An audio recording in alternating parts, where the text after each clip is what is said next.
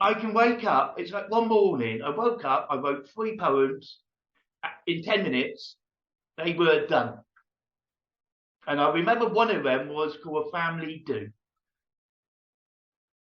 And it was about, because it was isolation, it was about this old man, usually goes to the family do, and it's boring. And all he wants to do really is maybe nod off. But now, if he got to be on that family do, he wants to enjoy himself. Mm-hmm. So it totally, the isolation of COVID has got to him that much. Now he wants a family do, whereby he's going to be part of the family and not just asleep. Mm-hmm.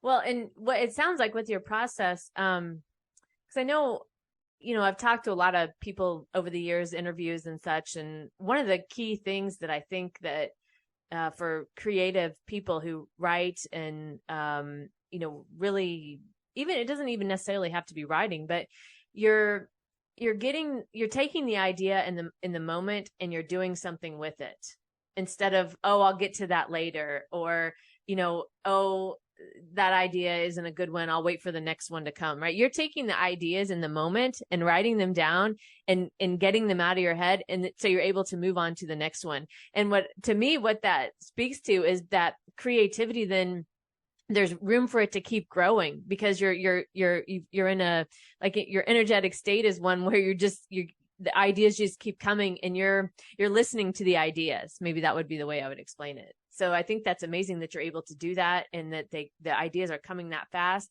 And you've written so many books in such a short amount of time and written your books from the heart for, as you said, to help people look at things differently, have a different perspective. And I think that's amazing. And I want to thank you for joining us today to talk about your book.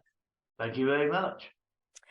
Before we close out today, what do you hope the readers learn or take away after reading your book? I just hope that some of it is serious stuff, but some of it is very light stuff. And if you smile at one poem alone, it's worth it. Yeah.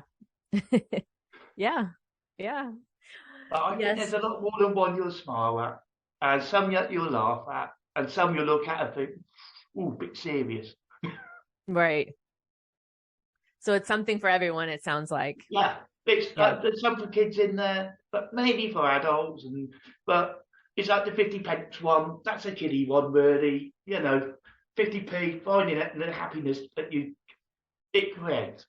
Mm-hmm. Mm-hmm. Yeah.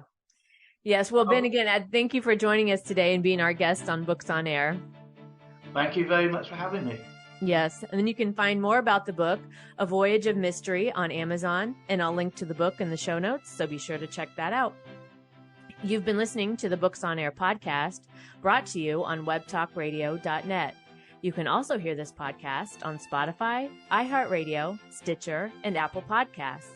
I'm Sloan Fremont, and I hope you'll join us for the next Books on Air podcast. Remember, you never know who's going to be here, and you never know what we're going to talk about. Thank you so much for listening.